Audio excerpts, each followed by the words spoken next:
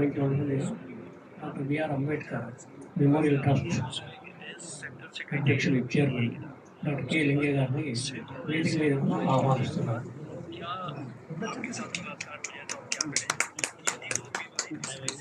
ఈరోజు 2 పుస్తకాల ఆవిష్కరణ ఉంది. ఒకటి ఆత్మగౌరవ పోరాటాలు ఒక పరిశీలన, రెండవది విజయ కవితలు కవితా సంపుటి. విజయ కవితలు కవితా సంపుటిని ఆవిష్కరించడానికి రచయిత్రి కవయిత్రి మెర్సీ మార్గరెట్ గారు చేశారు. మెర్సీ మార్గరెట్ గారిని వేదిక ఆహ్వానిస్తున్నారు. ఆ పుస్తకాన్ని పరిచయం చేయవలసిందిగా చేశారు. ఆయన ప్రముఖ విమర్శకులు, సిటీ కళాశాలలో తెలుగు శాఖ అధికారి వేదిక మీద రావాల్సిందే కోరుతున్నాను. ఇంకో పుస్తకం ఆత్మగౌరవ పోరాటాలు ఒక పరిశీలన.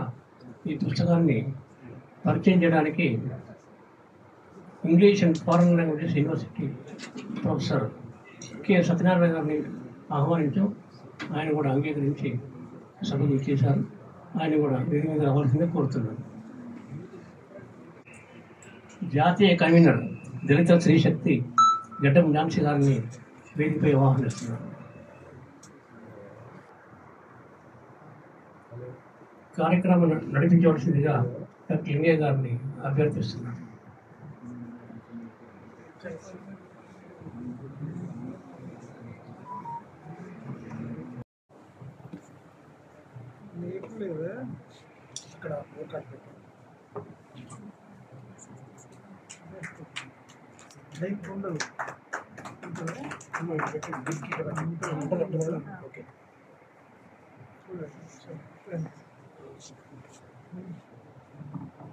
నానెస్ట్ గారు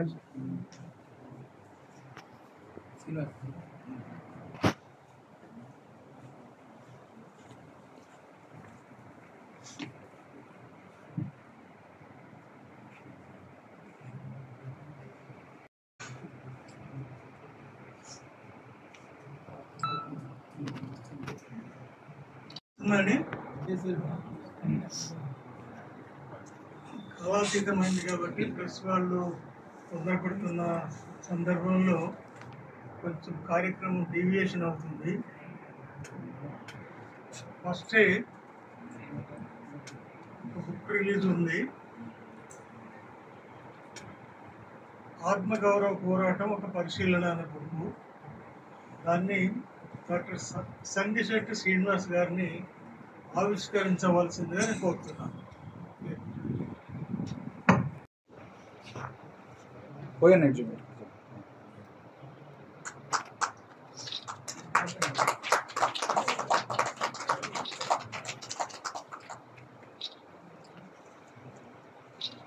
కవితా సంపుటి ఈ బుక్ను మెర్సీ మార్గరెట్ గారి ద్వారా ఆవిష్కరించవలసిందిగా కోరుతున్నాను.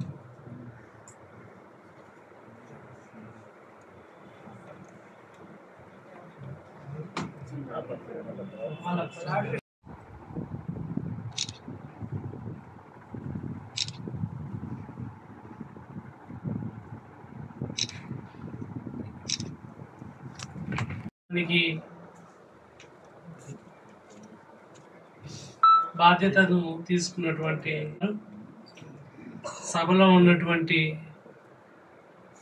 అమ్మగారు విజయభారతి గారి తనయ్య మహిత గారు, సభలో ఉన్న మిత్రులందరికీ క్షణార్థులు. విజయభారతి గారు గురించి ఆ, ఇది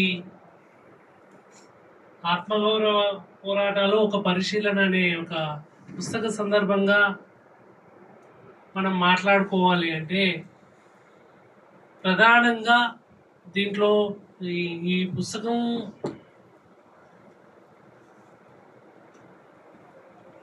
కేంద్రంగా మాట్లాడుకుంటే ఆమె మూర్తిమత్వం పూర్తిగా రాదు.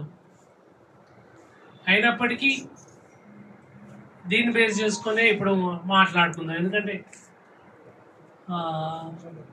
ఆత్మగౌరవ పోరాటాలు అని చెప్పి కొత్తగా చెప్పడము అనేది, ఉద్యమాలు అన్నీ ఉన్నాయి కానీ ఉద్యమాలు దానికి ఆత్మగౌరవ పోరాటాలు, ప్రతి ఉద్యమము ఆత్మగౌరవ పోరాటంగానే విజయభారతి గారు చెప్పారు. నిన్న మొన్న ఆపరేషన్ కగార్ తర్వాత లొంగుబాట్లు కానీ లేదా పోరాటం కానీ అంతా జరుగుతున్న సందర్భం కమ్యూనిస్టులు చేసేది కూడా, మావోయిస్టులు చేసేది కూడా భిన్నమైనది. అంబేద్కర్ మార్గము, మార్క్స్ మార్గము రెండింటి గురించి కూడా ముందు మాటలో అమ్మగారు పేర్కొన్నారు. మార్క్స్ కేవలము వర్గ పోరాటానికి మాత్రమే చెబితే, అంబేద్కర్ ఆ వర్గ పోరాటాన్ని నెక్స్ట్ లెవెల్ తీసుకుపోయి అసమానతలకు వ్యతిరేకంగా పోరాటం చేసిండు కాబట్టి. ఈ పుస్తక పరిచయం గురించి, ఆత్మగౌరవ పోరాటాలు పరిశీలన బుక్ అయితే రిలీజ్ అయిందో దాని గురించి, పుస్తక పరిచయం గురించి ప్రొఫెసర్ కె సత్యనారాయణ గారిని మాట్లాడవలసిందిగా కోరుతున్నాను. రచయిత పరిశోధకురాలు డాక్టర్ బి విజయభారతి గారి పుస్తకావిష్కరణ సభలో పాల్గొనడం గొప్ప గౌరవంగా నేను భావిస్తున్నాను. విజయభారతి గారితో, తారకం గారితో చాలా పరిచయం ఉంది. విద్యార్థులుగా వాళ్ళ యొక్క ఆచరణ చూసి నేర్చుకున్న వాళ్ళు మేము ఎప్పుడు యూనివర్సిటీ నుంచి వాళ్ళ ఇంటికి వెళ్ళి వాళ్ళతో మాట్లాడుతూ తారకం గారి, విజయభారతి గారి గైడెన్స్లో ఎదిగినటువంటి విద్యార్థిని నేను ఒక రకంగా వినిపిస్తుందండి. ఆ గౌరవంతో ఈ సభలో మాట్లాడుతున్నాను. అలాగే ఈ సభ ఆర్గనైజ్ చేసినటువంటి తారకం గారి ట్రస్ట్, అలాగే doctor BR Ambedkar memorial trust వారికి ప్రత్యేకంగా ధన్యవాదాలు తెలుపుతాను. అలాగే వేదిక మీద ఉన్నటువంటి పెద్దలందరికీ ధన్యవాదాలు తెలుపుతాను. విజయభారతి గారు చనిపోవడానికి కరెక్ట్గా ఒక సంవత్సరం ముందు ఆమెను కలవడానికి నేను జ్ఞానేశ్వర్తో కలిసి వాళ్ళ ఇంటికి వెళ్ళాను. నేను తారకం గారి రచనలు ఇంగ్లీష్లో తేవాలని ఒక ప్రయత్నం, దానిలో భాగంగా వెళ్ళి మాట్లాడుతున్నప్పుడు అమ్మాయి ఏమన్నారంటే, నాకు ఇద్దరు ఈ మధ్య మిత్రులు తగిలారు, వాళ్ళిద్దరు ఏం చెప్పారంటే, మీరు ఎంతసేపు తారకం గారి రచనలు అన్నీ రావాలి, ఇవన్నీ ప్రచురించాలి, ఇదే మీ ఆలోచన ఎలా అమ్మ, మీరు కూడా చాలా రాశారు కదా, మీ రచనలు కూడా రావాలి బయటికి అని చెప్పి వాళ్ళిద్దరూ అని పట్టుబట్టి చేశారు. అప్పటి నుంచి ఏవో కొన్ని పుస్తకాలు చేస్తున్నాము. అయితే పలానా కూడా అప్పుడు అడిగితే ఆమె చాలా పుస్తకాలు చెప్పారు, ఇంక్లూడింగ్ దీని గురించి కూడా ఇవన్నీ రాసి ఉన్నానని. సో అది కూడా నాకు ఈరోజు సంతోషం అనిపిస్తుంది. ఏమైతే ఆమె అనుకున్నదో ఆ పుస్తకాలన్నీ కూడా ఒకటి మొత్తంగా ప్రచురం పడుతున్నాయి. ఆ కృషి చేస్తున్నందుకు ముఖ్యంగా తారకం గారి ట్రస్ట్ని, మైతి గారిని ప్రత్యేకంగా అభినందిస్తున్నాను. కాపీ ఇప్పుడే అందింది నాకు. అయితే నిన్న సాఫ్ట్ కాపీ పంపించారు. దాంట్లో ఉన్నటువంటి కొన్ని ఆ వ్యాసాలంతా కూడా ఈ రోజంతా చదువుతా ఉన్నాను. ముఖ్యంగా దాంట్లో ఏంటంటే మధ్యలో విజయభారతి గారు ఒక మాట అంటారు, ఏంటంటే స్వాతంత్రం నా జన్మ హక్కు అని నినదించినటువంటి ఈ దేశంలో తోటి మానవులందరికీ సమాన స్థాయి ఉండాలి అని చెప్పి ఎవరు మాట్లాడలేదు, వాళ్ళు దాన్ని గుర్తించలేదు. తోటి మానవులందరికీ సమాన స్థాయి ఉండాలనేది సామాజిక న్యాయం, అదే ఆత్మగౌరవం. అలాంటి ఆత్మగౌరవం గురించి మాట్లాడినటువంటి అనేక ప్రముఖ వ్యక్తుల గురించి ఈ పుస్తకంలో పొందుపరిచాను. వాళ్ళ జీవిత చరిత్రలో సంక్షిప్తంగా దీంట్లో పొందుపరిచాను అని చెప్పి ఆమె ముందు మాటలో పేర్కొన్నారు. సో ఆ రకంగా చూస్తే ఏంటంటే ఈ అనేక మంది ఈ సంక్షిప్త జీవిత చరిత్రలు దీంట్లో ఉన్నాయి. అవన్నీ కూడా ఒక చోట తీసుకొచ్చినప్పుడు నాకు ఏమనిపించిందంటే 2-3 జనరల్ అంశాలు ముఖ్యంగా పుస్తకంలోకి వెళ్లే ముందు. ఒకటేంటంటే మొత్తంగా ఈ చరిత్రకు సంబంధించి, ప్రత్యేక సంస్కృతికి సంబంధించి చేసేటటువంటి చర్చలో ఒక కోణం మనం మిస్ అయ్యామని. ముఖ్యంగా అభ్యుదయ ఉద్యమాల నుంచి చేసే విశ్లేషణలో ఒక కోణం మనం మిస్ అయ్యాం.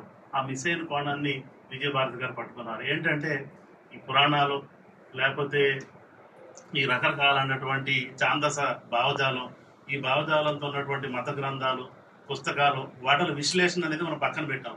ఎందుకంటే ఇదంతా కూడా చాలా పెద్ద చెత్త, ఇది సరైన ఐడియాలజీ కాదు, మనం ప్రత్యామ్నాయ సంస్థ సృష్టించుకుందామని చెప్పి. కానీ విజయభారతి గారు చెప్పింది ఏంటంటే మనం ఈ పురాణాలని, ఈ కుక్కుడు గాథల్ని విశ్లేషించకుండా, ఈ మత గ్రంథాలని మనం విశ్లేషించి వాటిని తప్పులు చూపించకుండా, ఒక హేతువాద దృక్పథం డెవలప్ చేయకుండా మనం ప్రత్యామ్నాయ సంస్కృతి మనం నిర్మించలేము అనేటువంటిది ఆమె. మొదట్లో ఆమె రాసినటువంటి పురాణాల మీద రాసిన కథలు కానీ, రాముడు కృష్ణుడి మీద రాసినవి కానీ, అవి నిజాన్ని నాకు గుర్తొస్తుంది. నేను కూడా పనలేదు. మనం ఎప్పుడు ఏంటంటే ఉద్యమ పరమైనటువంటి పుస్తకాలు కొంటాగా నా పుస్తకాలు ఒకే రామాయణం గురించి ఎందుకు లేవు. ఇంకో రకంగా ఉంటే బాగుండేదేమో చెప్పారు. అది ఇప్పుడు కాలాతీతం అయిపోయింది, బుక్ ప్రింట్ అయిపోయింది, ఇప్పుడు మనం ఏం చేయలేము. రీప్రింట్ చేసేయగలిగితే మహిత గారికి నేను ఒక విజ్ఞప్తి, ఆ కరెక్షన్స్ తోటి రీప్రింట్లో కరెక్ట్ చేస్తే బాగుంటుంది అని మహిత నేను కోరుకుంటున్నా. సత్యనారాయణ గారు మీకు ధన్యవాదాలండి. ఇప్పుడు రెండవ పుస్తకం విజయ కవితలు కవితా సంపుటి, ఆ బుక్ రిలీజ్ అయింది. ఆవిష్కరణకర్త మేడం మెర్సీ మార్గరెట్ గారిని మాట్లాడవలసిందిగా కోరుతున్నాను.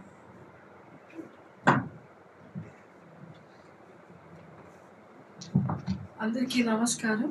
వేదిక మీద ఉన్న పెద్దలకు, కింద ఆశీర్వాదాలు మీ అందరికీ.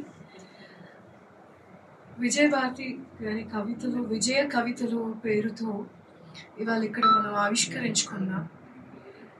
అయితే నాకు పీడిఎఫ్ వచ్చింది. వచ్చిన తర్వాత ఈ కవితల్ని చదువుతూ ఉన్నప్పుడు కొన్ని ఏళ్ళ, అంటే నేను పుట్టక ముందు నుంచే ఆవిడ రాయడం, అంటే ఇంత చదువుతూ ఉన్నప్పుడు ఇప్పుడు ఏదైతే ఫ్రీ వర్సెస్ రాస్తాం కదా, పోయిటరీ ఫ్రీ వర్డ్స్ ఏదైతే రాస్తామో, ఆవిడ ఆ కవితల్ని చాలా మోడర్నిటీతో రాసిందని అనిపించింది నాకు. అయితే అంటే తర్వాత కోయి సార్ ఎలాగో మాట్లాడతారు, నాకు జలుబు చేసి మాట్లాడే పరిస్థితి అయినా కూడా ఐ థాట్ ఆఫ్ అంటే exploring her poetry in my own way. నాకు చదువుతున్నప్పుడు ఎలా అనిపించింది అనే దాని గురించి నేను మాట్లాడతాను. ఇందులో ఒక కవిత ఉంటుంది, పగిలిన అద్దం పెంకులు. ఈ కవిత నేను చదువుతాను. పగిలిన అద్దం పెంకులు కవిత శీర్షిక. ఎవరి బిడ్డలు రాకడా ఎక్కేడుస్తున్నారు? ఇంకెవరి బిడ్డలు? మాలమాదిగోళ్ళ పిల్లలవే కావచ్చు. ఎవర్రా పోరగాళ్ళు రోడ్ల మీద బైఠాయించినారు? ఇంకెవరు? మాలమాదిగల పిల్లలే. ఎందుకురా వాళ్ళు కోర్టులలో తిరుగుతున్నారు? క్లాసు గది అద్దాలు పగలగొట్టినరట. మాలమాదిగలు చదువుడు ఎందుకు? యూనివర్సిటీలోకి వచ్చుడు ఎందుకు? తరమండి వాళ్ళని, తరిమి తరిమి కొట్టండి, వేయండి అరదండాలు. చదువులకు వస్తే చెట్లకు పంకాలకు వేలాడాలని ఇంకా అర్థం కాలేదా అని రాస్తారు ఆవిడ. ఇది అంటే ఇట్లా ఇప్పుడు రాస్తున్న వాళ్ళలో ఇంత ప్రోగ్రెసివ్గా, అంటే ఇంత డైలెక్ట్, అంటే ఏమంటారు, అంటే డైలాగ్ బేస్డ్ పోయిటరీ ఇందులో చాలా అలాగే ఉందన్నమాట. చదువుతూ అంటే ఒక నరేటివ్ స్టైల్ ఆఫ్ పోయిటరీ ఇందులో వెంటనే, అంటే అది స్ట్రైట్గా ఇంకా అబ్స్ట్రాక్టివ్ తీసుకొని వచ్చి దాన్ని ఇంకా బ్యూటిఫై చేసి కవిత్వానికి ఇలా ఉండాలని అట్లా అని కాకుండా ఇంకా స్ట్రైట్ అవే ఇంకా మొహం మీదే మాట్లాడగలిగి రాయటం అని అనేది పుస్తకంలో రాముడు కాదు రావణాయనం కావాలి, రామాయణం కాదు రావణాయనం రాయాలి అని అంటారు. ఈ ప్రస్తుత పరిస్థితుల్లో అదే మాట కనుక నేనంటే నాకు ఉండే పరిస్థితులు వేరేగా ఉంటాయి. కానీ ఆవిడ అంటే being a woman to write such a bold poetry, అది it's more than a challenge for a woman ముందుగా. ఎందుకంటే నేను ఇప్పుడు కూడా చెప్పగలను ఏంటంటే చాలా మంది మగవాళ్ళు కవులు ఆడవాళ్ళు రాసేది అసలు కవిత్వమే కాదని పక్కన పడేస్తారు. సో అంటే ఆడవాళ్ళు కవితలు రాయటం లేదా అంటే వాళ్ళు అసలు అది కన్సిడర్ చేయరు. కవితలు ఆవిష్కరించారు. వారి గురించి కూడా చెప్పారు. మరి చెప్తూ విజయభారతి గారు ఎంతైతే స్ట్రాంగ్గా రాశారో నేను ఆ విధంగా రాయలేకపోతానేమో అని అన్నారు. కానీ విజయభారతి గారి స్ఫూర్తితో మీరు అంతకంటే ఎక్కువ స్ట్రాంగ్గా రాయాలని నేను కోరుతున్నా. మీకు ధన్యవాదాలమ్మా. తర్వాత ఈ పుస్తక పరిచయం గురించి డాక్టర్ కోయి కోటేశ్వరరావు గారిని మాట్లాడవలసిందిగా నేను కోరుతున్నాను.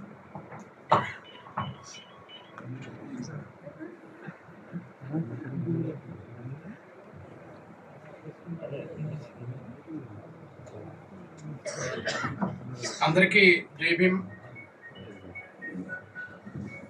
ఈ కార్యక్రమంలో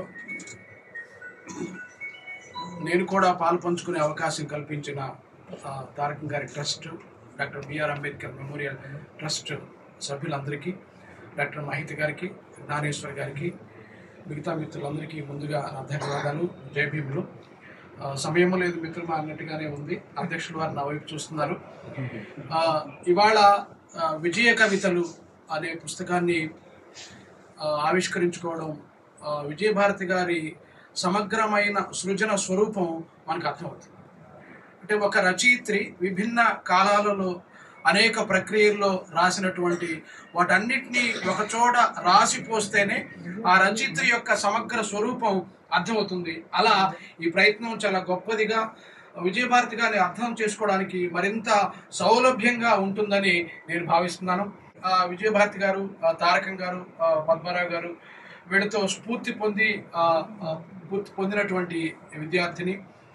విజయభారతి గారు, నేను కేంద్ర సాహిత్య అకాడమీ వాళ్ళు మమ్మల్ని ఇద్దరిని దళిత కవితా సంకలనం తీసుకురమ్మని మాకు ఒక లెటర్ కూడా పంపించారు. కొంత వర్క్ చేసాం ఇద్దరం కూడా. తర్వాత ఆ ప్రాజెక్ట్ ఎందుకో ముందుకు పోలేదు. వాళ్ళకి అంత ఇంట్రెస్ట్ కూడా లేదని మేడం చెప్పారు.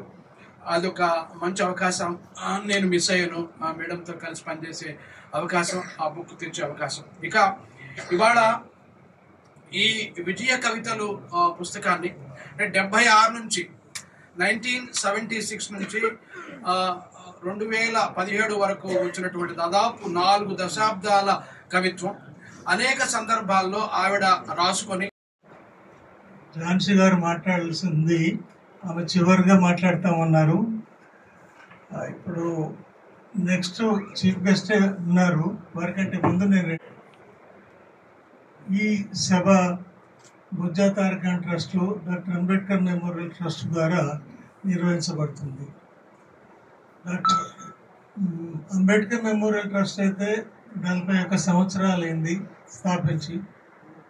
1984లో తారకం గారు, నేను, జ్ఞానేశ్వర్ గారు ఇంకా కొంతమంది కలిసి దాన్ని రిజిస్టర్ చేయడం జరిగింది, ఒక 9 మందితో. తర్వాత ఇప్పటికీ ఎంతమంది 356 సభ్యులైనారు. అంతా కొంతమంది పైకి పోయినారు, కొంతమంది సిక్ అయినారు, చాలామంది ఓల్డ్ ఏజ్లో ఉన్నారు. యువకులు ముందుకు రావటం లేదు. దాంట్లో కూడా ఫైనాన్షియల్ క్రైమ్స్ ఉంది. చక్రపాణి గారు ఈ మధ్యనే 1,00,000 రూపాయలు అంబేద్కర్ మెమోరియల్ ట్రస్ట్కి ఇచ్చారు. ఆ విధంగా కేఆర్ వేణుగోపాల్ గారు మనవారు కారు, కానీ వారు ప్రతి సంవత్సరం 10,000 రూపాయలు ట్రస్ట్కి ఇస్తూ ఉన్నారు. ఇప్పుడు బొజ్జా తారకం ట్రస్ట్ అయితేనేమో only purely private trust, family trust. Tarakam Mrs Bharati గారు చైర్మన్, తర్వాత మహిత గారు, వారి సోదరుడు, వారి భార్య. ఇప్పుడు అందులో ఏమున్నాయో కొద్దిపాటే డబ్బు ఉంది, కానీ ఆ కొద్దిపాటి తీసుకోవడానికి కూడా 2 సంతకాలు పెట్టాలి. విజయభారతి గారు, మహిత గారు ఉండేది. విజయభారతి గారు పోయారు. మహిత గారు అవి తీయలేక ఆమె శాలరీ నుంచే ఈ ఖర్చులన్నీ భరిస్తూ ఉన్నారు. మరి కొంతమంది వక్తలు మాట్లాడుతూ ఈ బుక్స్ ఇంతకుముందు ఎప్పుడో రావాల్సింది ఉంది అని చెప్పారు. కరెక్టే, నేను ఒప్పుకుంటాను. కానీ ఆర్థిక స్తోమత లేదు. ఆమె అయితే సాహిత్య భండాగారం మాత్రం ఉంచిపోయారు, కానీ ధన భండాగారం లేదు. ఆ పరిస్థితి ఉంది. అంబేద్కర్ మెమోరియల్ ట్రస్ట్ కారకం ద్వారా మా ద్వారా స్టార్ట్ అయిన తర్వాత వారు పెద్ద దిక్కుగా ఉండేవారు. వారు పోయిన తర్వాత పోయక ముందే వారు సిక్కున్నప్పుడే కొద్ది రోజులలో పోతారనంగా వారి ఇంటికి వెళ్ళి మేము భారతి గారిని ట్రస్ట్లో వైస్ ప్రెసిడెంట్గా తీసుకుంటామని చెప్పారు. వారు ఒప్పుకున్నారు. ఆ విధంగా భారతి గారు ట్రస్ట్లోకి రావటం జరిగింది. తర్వాత వారు ట్రస్ట్కు అడ్వైజర్గా కూడా పనిచేశారు. వారు లేని లోటు తీర్చలేదు. ఇంతకంటే ఎక్కువ నేను మాట్లాడకుండా మన చీఫ్ గెస్ట్ అయిన గంటా చక్రవర్తి గారిని వారి అమూల్యమైన సందేశం ఇవ్వాల్సిందిగా నేను కోరుతున్నాను. ఈరోజు డాక్టర్ బి విజయభారతి గారి 2 పుస్తకాలను ఆవిష్కరించడానికి వచ్చినటువంటి మీ అందరికీ, సభలో ఉన్నందరికీ నమస్కారాలు. ముందుగా క్షమాపణలు చెప్పదలుచుకున్నాను.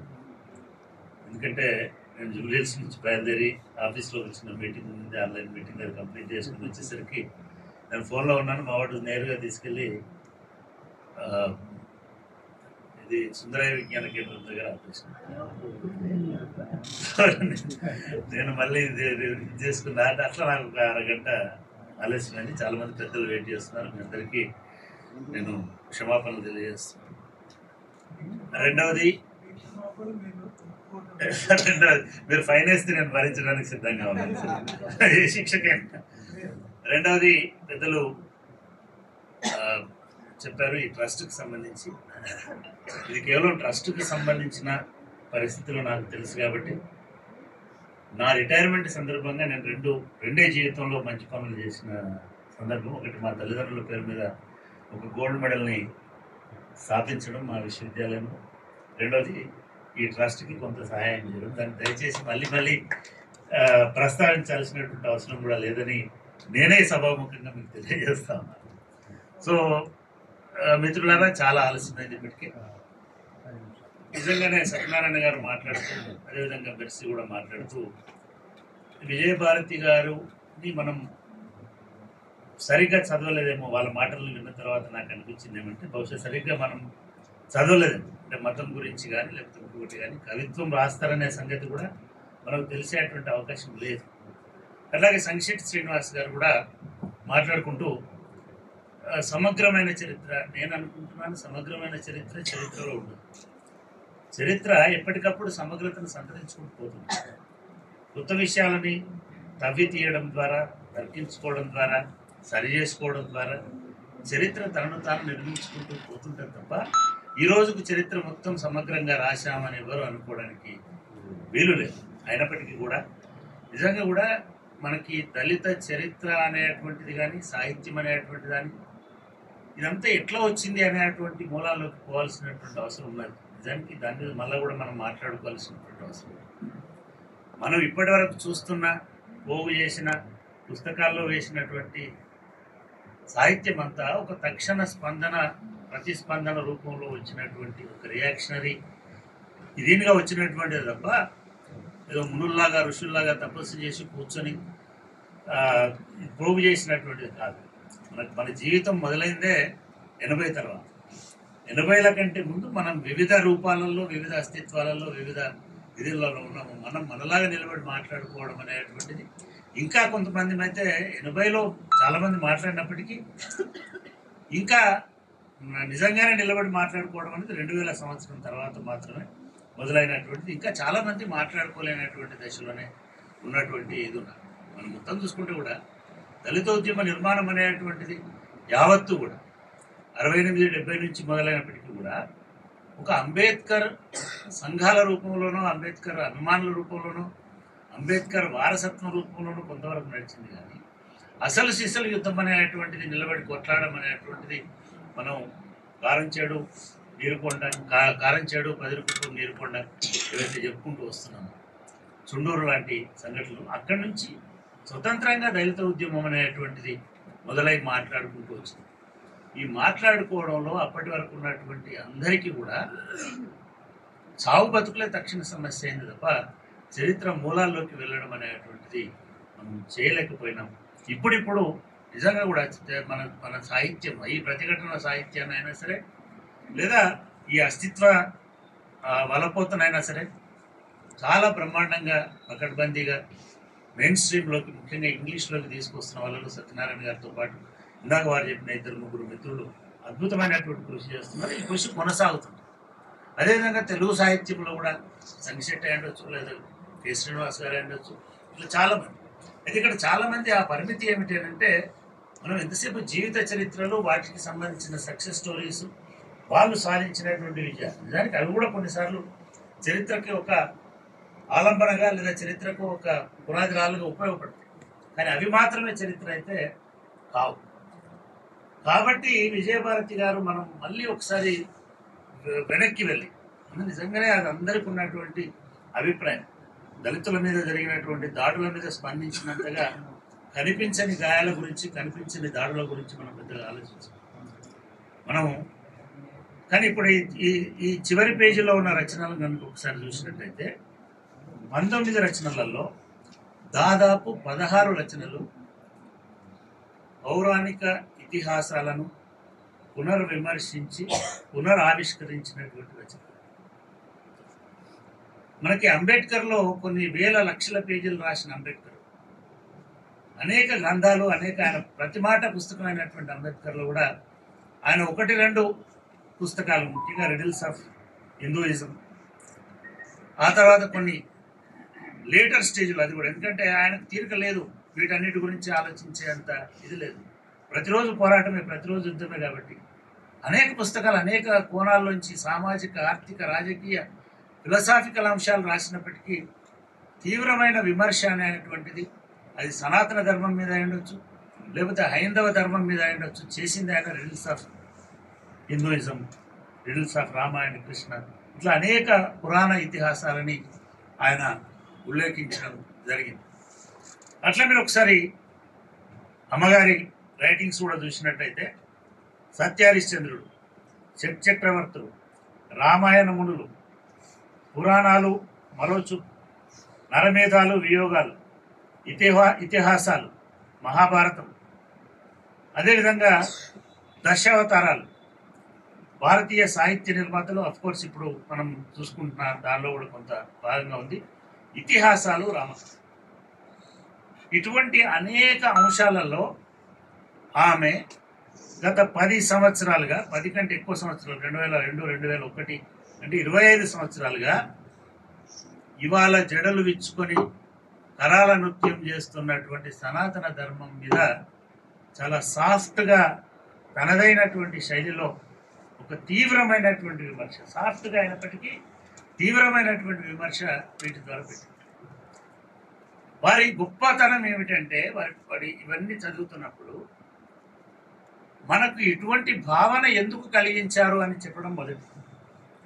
రాముడు దేవుడు అనే భావన ఎందుకు తీసుకొచ్చారు, హరిశ్చంద్రుడు అబద్ధాలు ఆడని వాడనే భావన ఎందుకు తీసుకొచ్చారు, మహాభారతంలో ఉన్నటువంటి ఒక్కొక్క పాత్ర ఆ రూపంలో ఆ రకంగా ఎందుకున్నది అంటే, దాన్ని పూర్తిగా రీడిఫైన్ చేసి రీనరేట్ చేసేటువంటి పద్ధతి చేశారు.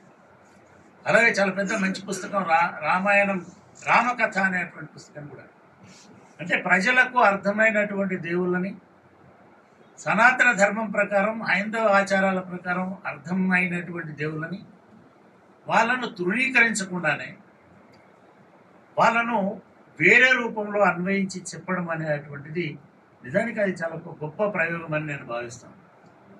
ఎందుకంటే నిజంగానే ఆమె కూడా ఇది ఒక పుక్కిటి పురాణము, వీళ్ళు దేవతలు కాదు దయ్యాలు, వీళ్ళు దేవతలు కాదు భూతాలు, లేదు వీళ్ళు ఇది అని కరాఖండిగా రంగనాయకమ్మలాగా చెప్పుంటే, ఆమె కూడా ఒక గ్రంథంతో మహా రచయిత్రి అయినట్టుగా విజయభారతి గారి వైపు కూడా ప్రపంచమంతా 2002లోనే చూసేటువంటి.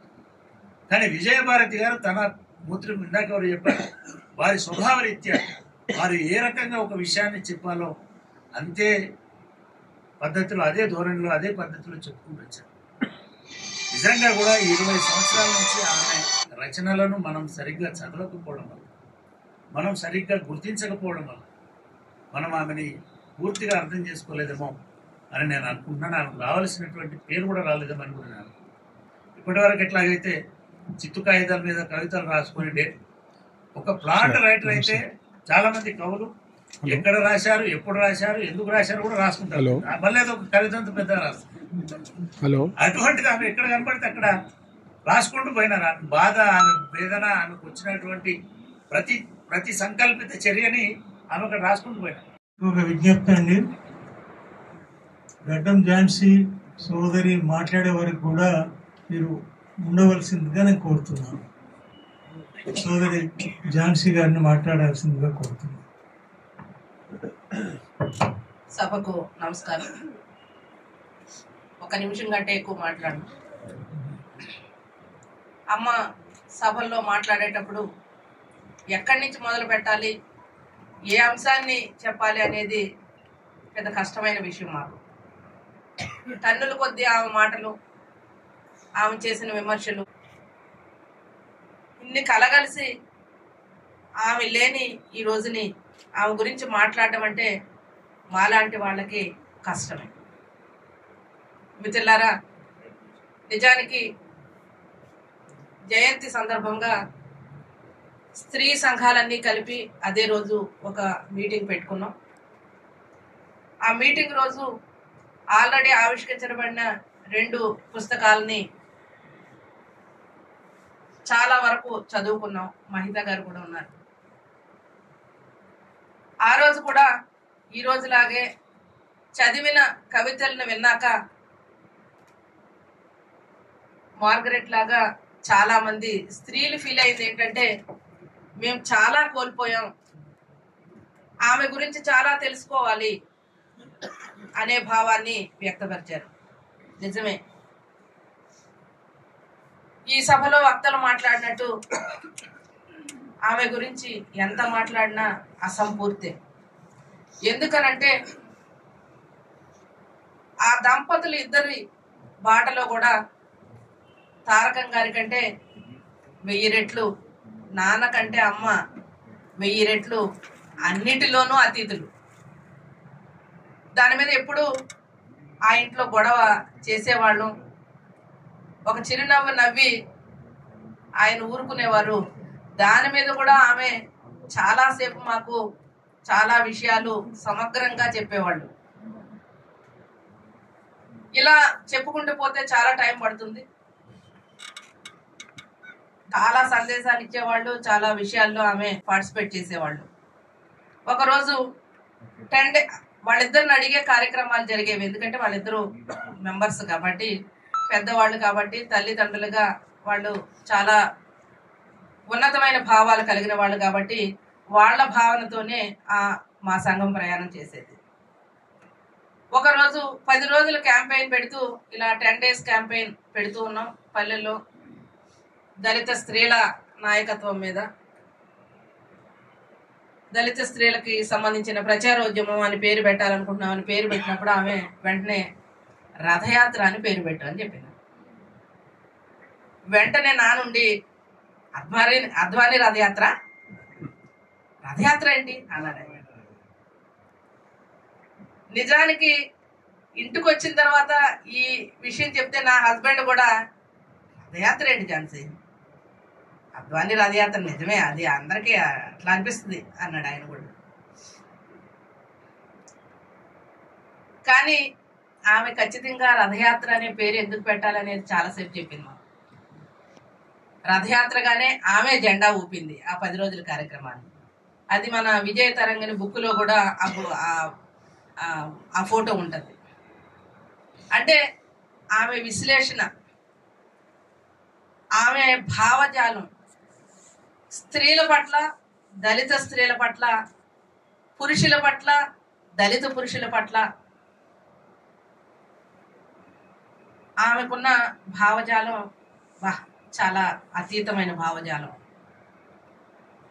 ఎవరిని పోల్చలేం. ఎన్ని సంఘాలున్నా, ఎంతమంది మేధావులున్నా, ఎన్ని కుల సంఘాలు కానీ కమ్యూనిస్ట్ సంఘాలు కానీ ఎన్నున్నా ఎవరిదే చేయగలిగిందంటే ఎంత గొప్ప వ్యక్తి చూడండి. ఆమె బతికుండగా ఇలాంటి పుస్తకాలు ప్రచురింపబడాలని ఆమెకు కోరిక. నిజానికి మేము కూడా అంత చేయూతిని ఆమెకి ఇవ్వలేకపోయాం. నిజంగానే ఎంత సంతోషించి ఉండేదో ఆమె అనుకున్న పుస్తకాలు బయటపడితే. ఏదేమైనప్పటికీ ఆ పుస్తకాలని రప్పించడంలో చెల్లి మహిత చేసిన కృషికి ఆమెకు మాలాంటి వాళ్ళందరం శిరస్సు వంచి నమస్కరిస్తాం. ఆమె గురించి మనం చెల్లి చెప్పినట్టుగా నిజంగా ఆమె మాట్లాడుతుంటే విజయభారతి గారు మాట్లాడినట్టే, అమ్మ మాట్లాడినట్టే ఉంది. అమ్మ ఇలాంటి వాళ్ళని చాలా చాలా ప్రోత్సహించేది, వెన్ను తట్టి నడిపి ముందుకు తోసేది. ఆమె దగ్గరికి వెళ్ళి వచ్చామంటే ఎంత బూస్ట్ ఉండేదో. ఆమె తిండి అలాగే పెట్టేది, మెంటల్ గా కూడా అంత బూస్ట్ ఇచ్చేది. ఒకసారి కొరి వినయ్ కుమార్ అని ఇక్కడ వాళ్ళకి చాలా మందికి తెలుసు. ఈమె వ్యాసం వచ్చిన రోజు అమ్మ వాళ్ళ ఇంటికి వెళ్ళి మీ భార్య కాకుండా ఉంటే బాగుండేది అన్నాడు ఆయన. ఏంటన్నమాట, ఎందుకన్నావు అలాగా అని అన్నాడు నాన్న. మీ భార్య కాకుండా ఉంటే ఆమె చాలా పేరు తెచ్చుకునేది, మీ భార్య కాబట్టి ఇలా ఇలా ఉండిపోయింది ఇంట్లో అని అన్నాడు ఆయన. అంటే ఆమెకు చాలా తగ్గించుకునేది, కానీ ఆత్మవంచన చేసుకునేది కాదు. కానీ ఆత్మగౌరవ పోరాటాలు ఏ దిశగా ఉండాలనేది మనలాంటి వాళ్ళకి దిశానిర్దేశం చేసింది. ఇప్పుడున్న మార్గరెట్ లాంటి వాళ్ళకి ఎలా రాయాలి, ఎలా విమర్శనాత్మకంగా మనం ప్రయాణం చేయాలి అనేది నేర్పింది ఆమె. అంటే సున్నితమైన, వక్తలు చెప్పారు, సున్నితమైన మాటలతో ఖడ్గాల్ని దింపేది. ఒక మీటింగ్ జరుగుతూ ఉంటే బ్రాహ్మణ స్త్రీల కోసం చర్చ జరుగుతూ ఉంది దళిత స్త్రీ శక్తి మీటింగ్ లోనే, బోర్డు మీటింగ్. ఆమె బోర్డు ప్రెసిడెంట్, మా బోర్డు ప్రెసిడెంట్ ఆమె. ఆ రోజుల్లో ఒక మన దళిత పురుషుడు స్త్రీల గురించి, బ్రాహ్మణ స్త్రీల గురించి మాట్లాడుతూ ఉన్నాడు ఆయన. ఆమె వెంటనే ఏదేమైనప్పటికీ మీకు బ్రాహ్మణ స్త్రీలు అంటేనే ఇష్టం లేండి, మేము ఎంత అందంగా ఉన్నా అంది. అంటే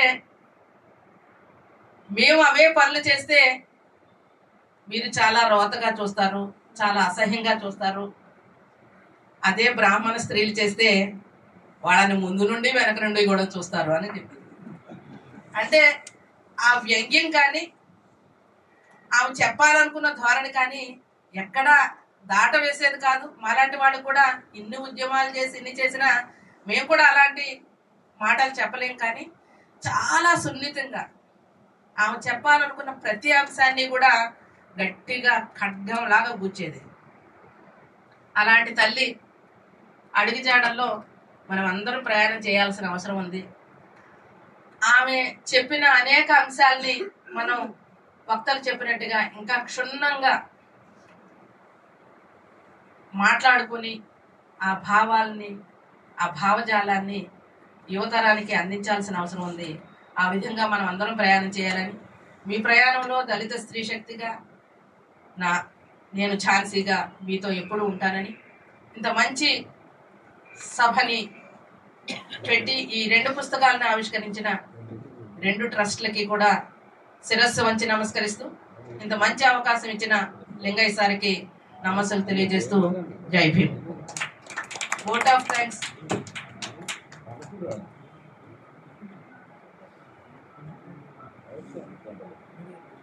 మిత్రులారా,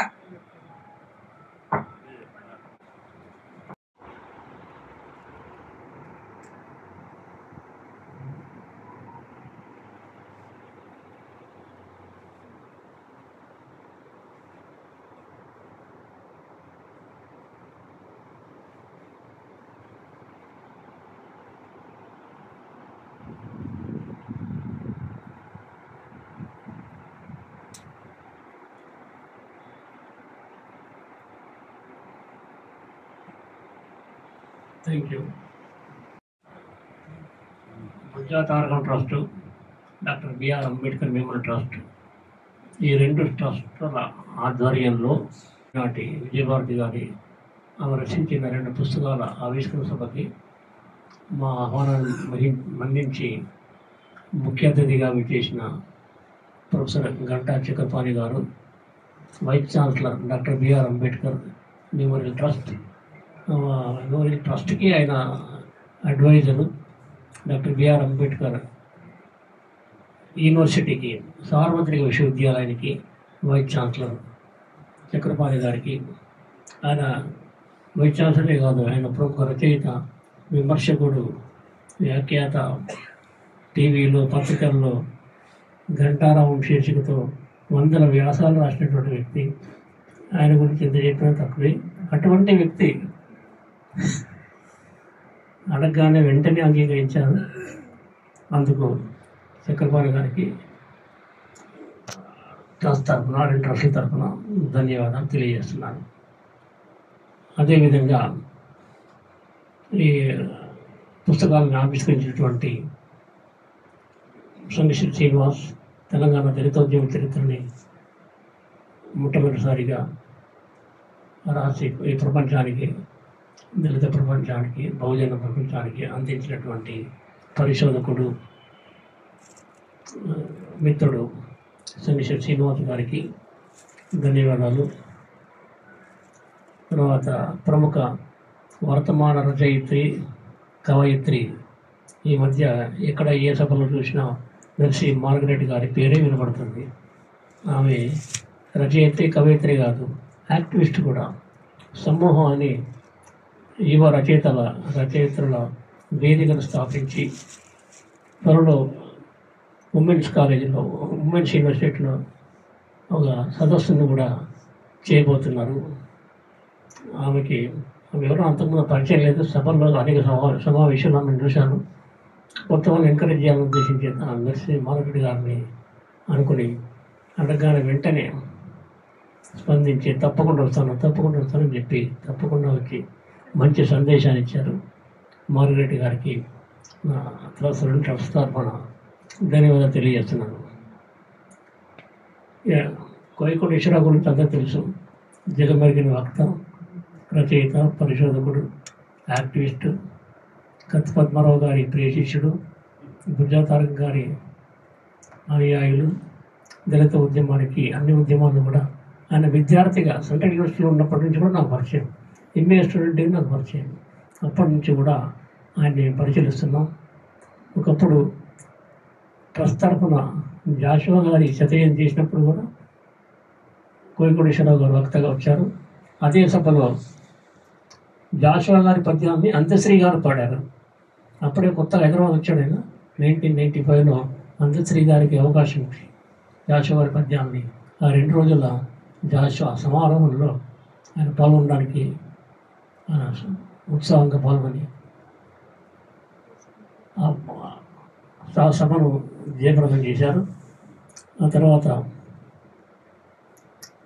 ఇక గెడ్డం ఝాన్సీ గారు ఆత్మీయ అతిథిగా విచ్చేశారు. ఆమె అయితే ట్రస్ట్ మెంబరు, ట్రస్ట్కు జాయింట్ సెక్రటరీ కొంతకాలం ఉన్నారు. దళిత స్త్రీలకి ఆమె ప్రతినిధిగా ఉన్నారు. కాబట్టి ఆమె ఏం చెప్పాలో, ఏం చెప్పినా తక్కువే. ఆమె అంకిత భావంతో దళిత స్త్రీల అభ్యున్నతికి కృషి చేస్తున్నారు. ముఖ్యంగా అత్యాచారాల నిరోధానికి ఆ చట్టాన్ని పకడ్బందీగా అమలు చేయడానికి కూడా ఆమె ప్రయత్నం చేస్తున్నారు. త్వరలో ముఖ్యమంత్రి కార్యాలయం దగ్గర ప్రజాభవన్లో కూడా బృహత్తర కార్యక్రమాన్ని నిర్వహించబోతున్నారు. తర్వాత ప్రొఫెసర్ కె సత్యనారాయణ గారు, సుజీత వాళ్ళు కలిసి ఆంథాలజీ తీసుకొచ్చారు. తెలుగులో ఉన్నటువంటి తెలుగు, కన్నడ సాహిత్యం, ఈ 2 భాషల్లో ఉన్నటువంటి ప్రముఖ కవుల పరిచయాలు, వారి కవితలు ఇంగ్లీష్లోకి అనువాదం చేసి ఒక సంకలనం తీసుకొచ్చారు. ఆ సంకలనంలో ఈ కవుల పరిచయాలు సుదీర్ఘంగా వాళ్ళకి ఇంటర్వ్యూ చేసి సుదీర్ఘమైనటువంటి బయోడేటాని అందులో పొందుపరిచారు. ముఖ్యంగా తారక్ గారి బయోగ్రఫీని, బయోడేటాని అందులోనే 20 పేజీలు రాశారు. అంత డీటెయిల్ రాసేది సత్యనారాయణ గారు. ఇట్లా ఆయన ఒక్కరే కాదు, అందరి కవుల యొక్క బయోడేటాలను కూడా వాళ్ళందరూ పొందుపరిచారు. వారి రచనల్లో ముఖ్యమైన ఘట్టాలని అనువాదం చేయడం ప్లస్ బయోడేటా కూడా. అట్లా వివిధ భాషల్లో, దక్షిణ భాషల్లో సాహిత్యం తీసుకొచ్చారు. ఈ మధ్య పంచతంత్రం తారంగా రాసిన పుస్తకాన్ని ఇంటర్నేషనల్ మ్యాగజైన్లో 100 పేజీలు ట్రాన్స్లేట్ చేయడానికి ఇంటర్నేషనల్ మ్యాగజైన్ ఎడిటోరియల్ కమిటీ వాళ్ళు నిర్ణయించారు. ఆ విషయంలో అనుమతి కోసం విజయభారతి గారు ఇంటికి వెళ్ళాం. వాళ్ళ అబ్బాయి ఇల్లు అక్కడ కుందర్బాగులో ఐఎస్ ఆఫీస్ కాలనీ. అక్కడ వెళ్ళి ఆమెతో సుదీర్ఘంగా మాట్లాడి ఆమె ఆమోదం తీసుకున్నాం. అది ప్రింటింగ్ దశలో ఉంది. సో సత్యనారాయణ గారు దళిత సాహిత్యం మీద, దళిత ఉద్యమాల మీద ఆయనకు సన్నిహిత పరిచయం ఉంది. పాల్గొన్నారు కూడా. కొరడేరు వల్ల పోరాట సమితి ఉద్యమాల్లో కూడా పాల్గొన్నారు ఆయన. సో ఆయన గురించి ఎంతని చెప్పుకోవచ్చు. అంటే ఇంతకింత అటువంటి పెద్ద వ్యక్తులు, గొప్ప వ్యక్తులు, సమాజానికి సంఘానికి ఎంతో సేవ చేసిన వారు వాళ్ళంతా కూడా రావడం అనేది, ట్రస్టీగా ఆహ్వానాన్ని స్వీకరించడం అనేది మాకు గొప్ప అవకాశంగా, గొప్ప అనుభూతితో వాళ్ళందరి వారిని గొప్పగా చూస్తూ వాళ్ళని కొనియాడుతూ వాళ్ళ హాజరైనందుకు వారికి ధన్యవాదాలు తెలియజేస్తున్నాం. తర్వాత ఇంకా గడ్డం నాచుకోవాలని చెప్పాను, కోవికోటేశ్వర గురించి చెప్పాను, నరసింహారావు, సత్యనారాయణ, సంగశెట్టి, గంటా చక్రం, ఇంకేం మిగిలిన ట్రస్ట్ చైర్మన్ లింగయ్య గారు. ఆయన గురించి చెప్పగలేదు. ప్రతి 6th డిసెంబర్ ఆయన గురించి చెప్తూనే ఉన్నాం. ధన్యవాదాలు, సభకు ధన్యవాదాలు. శ్రీ గారు ప్రముఖ కవి, ఆయన పరమపదించారు. ఆయనకి దివ్య స్మృతికి